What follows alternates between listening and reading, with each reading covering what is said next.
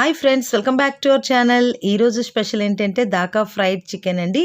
అయితే ఈ యొక్క రెసిపీ టేస్టీగా, టెండర్గా, క్రిస్పీగా రెస్టారెంట్ స్టైల్లో ఎలా ప్రిపేర్ చేసుకోవాలో నేను మీతో షేర్ చేసుకుంటాను. చాలా రోజులు అవుతుంది కదండి మన ఛానల్లో రెసిపీ వీడియో పోస్ట్ చేసి, అందువల్ల మీకోసం ఒక స్పెషల్ రెసిపీతో మీ ముందుకు వచ్చాను. అయితే ఇదేంటంటే దాకా ఫ్రైడ్ చికెన్ అండి. ఈ యొక్క రెసిపీకి చాలా తక్కువ టైంలో ఈజీగా ప్రిపేర్ చేసేయచ్చు. ఒక మంచి పార్టీకి స్టార్టర్గా పనిచేస్తుంది. అదేవిధంగా ఎవరైనా సరే ఈజీగా ప్రిపేర్ చేయొచ్చు చాలా తక్కువ టైంలో.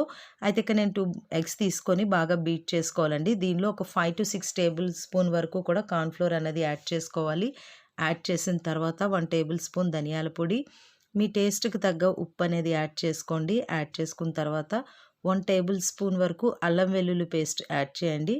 తర్వాత 2-3 టేబుల్ స్పూన్ల వరకు ఎండుమిర్చి ఫ్లాక్స్ అండి. అంటే ఎండుమిర్చిని మిక్సీలో వేసుకొని కచ్చాపిచ్చాగా మనం మిక్సీ చేసుకొని అది యాడ్ చేసుకోవాలి. యాడ్ చేసిన తర్వాత 1 టేబుల్ స్పూన్ వరకు మిరియాల పొడి, 1 టేబుల్ స్పూన్ వరకు గరం మసాలా యాడ్ చేసుకోండి.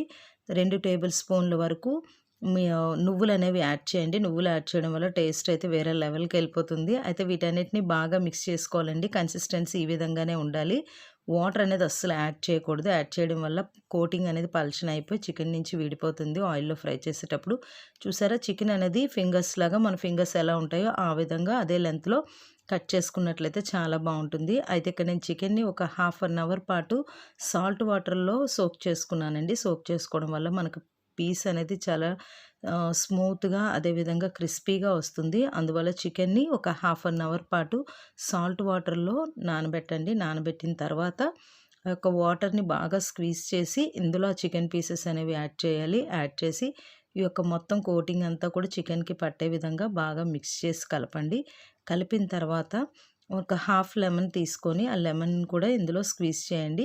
స్క్వీజ్ చేశాక బాగా కలుపుకొని మనం ఒక హాఫ్ అన్ అవర్ పాటు దీన్ని ఫ్రిడ్జ్లో పెట్టుకోవాలి. మనకు ఫ్రిడ్జ్ లేదు అనుకుంటే మామూలుగా పక్కన కూడా పెట్టేసుకోవచ్చు. ఒకసారి బాగా కలుపుకున్న తర్వాత మనం దీన్ని ఫ్రై చేసుకోవాలండి. అయితే ఫ్రై చేసేటప్పుడు ఆయిల్ అనేది చాలా హీట్గా ఉండాలి. బాగా బాయిల్ అయిన తర్వాత మాత్రమే మనం పీసెస్ని సెపరేట్గా వేయాలి. 7 to 8 వరకు కూడా పీసెస్ అనేవి యాడ్ చేసుకోండి. మరీ ఎక్కువ వేయద్దు. వేయడం వల్ల బాగా క్రిస్పీగా ఎగవు, ఒకదానికొకటి అంటుకున్నట్లు ఉంటాయి. అందువల్ల మనం 1 or 2 టైమ్స్ వీటిని సెపరేట్గా ఫ్రై చేసుకుంటూ ఉండాలి. చూస్తున్నారు కదండి, ఈ విధంగా వేసిన తర్వాత మనం వీటిని ఫ్రై చేయాలి. అయితే వీటికి ఎక్కువ టైం అనేది పట్టదు, చాలా త్వరగానే అయిపోతుంది. చాలా టేస్టీగా వితిన్ 15 మినిట్స్లో ఈ యొక్క రెసిపీ అనేది తయారైపోతుంది. చాలా టేస్టీగా ఉంటుంది. మీరు కూడా ఒకసారి ట్రై చేసి చూడండి. చాలా చాలా నచ్చుతుంది మీకు.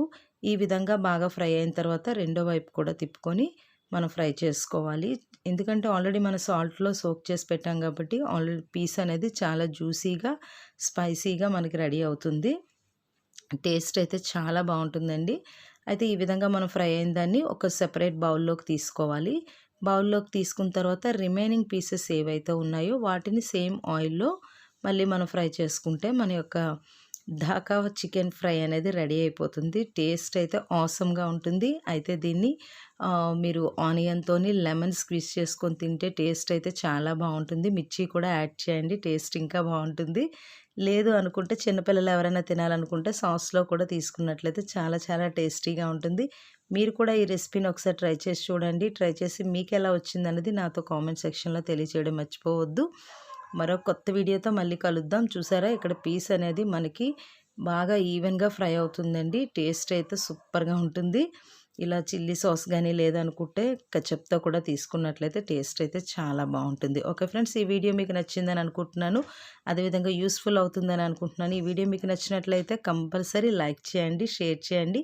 మరో కొత్త వీడియోతో మళ్ళీ కలుద్దాం. అంతవరకు బాయ్ బాయ్.